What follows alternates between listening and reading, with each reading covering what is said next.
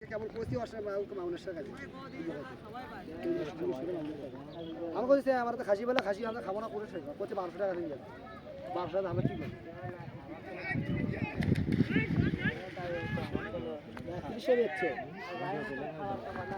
1200 টাকা আছে গাছ কি পাবো ये সূর্য দাদা অস্থির হচ্ছে রে যেগুলোর খরচ খরচ যেগুলো শুকনো মাছ করে দিলাম খাওয়ার জিনিস